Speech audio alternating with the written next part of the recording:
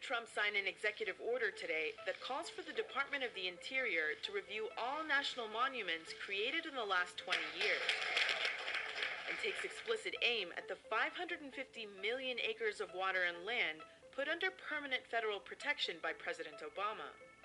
National monument status has never been revoked before, but there are people, particularly in rural areas, who would welcome the change. The governor of Maine is one of them. He went to D.C. today to watch the order being signed and implored President Trump to make U.S. history and nullify a national monument in his state.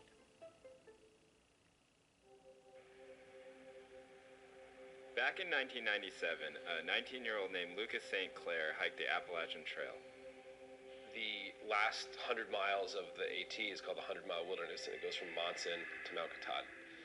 And, you still hear logging trucks and, you still see forestry operations. Not that it's a bad thing, but it's not a wilderness. And so Lucas called his mom, Roxanne Quimby, a multimillionaire conservationist from Massachusetts and the co-founder of the Burt's Bees Corporation. And so she thought, maybe I could buy land along the Appalachian Trail to make a wider buffer and make it feel more like a wilderness area. So the first acquisitions that she made were along the Appalachian Trail. Roxanne wanted to turn 3 million acres in the North Maine woods into a national park, but she ended up settling for 87,000 near Mount Katahdin. She banned logging, snowmobiling, and kicked campers off the land. Basically all the things Northern Mainers like to do. Talking about the Maine North Woods, a new park, yes or no? Local resistance, as a result, was fierce. These people are going to be culture snatchers. So in August 2016, she donated the land to the federal government, along with a $20 million endowment to take care of it. Shortly afterwards, President Obama turned Roxanne's Woods into a national monument. As FDR once said, there is nothing so American as our national parks.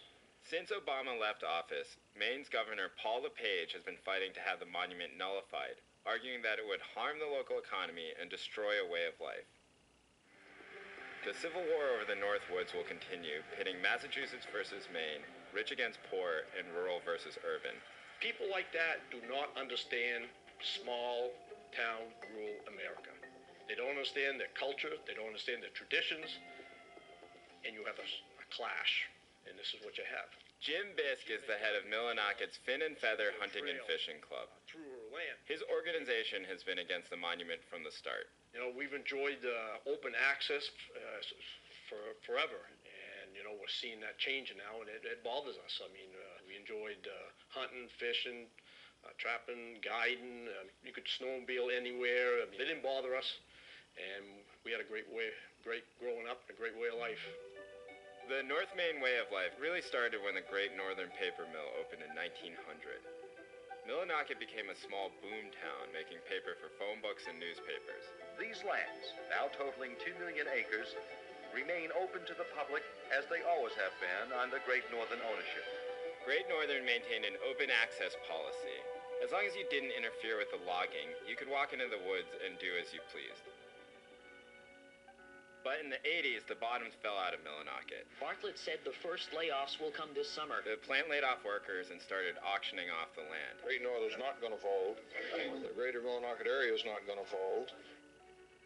But it did fold in 2008, and over the past 3 decades, Millinocket's population has been cut in half. I got 3 boys myself that all ended up going into other fields. They're all in the medical field, but I kind of wish that now I had some help, Dan Quayle and his crew have been logging in the woods around Millinocket for the past 40 years. Got a lot of potential. What is the difference between her just privately owning it and not allowing people to log it or use it, and it becoming a national monument? Well, at the minute, the government's involved, there's rules and regulations, and I'm not even sure yet what they all are. There are a lot of people up here who still work in the logging industry. If all this becomes parkland, what are you going to do? The old joke is that we can't all clean out houses, there's what jobs the monument's going to offer to replace the jobs that we have. I just don't see it. In 2011, Lucas came back from Seattle to try to make amends.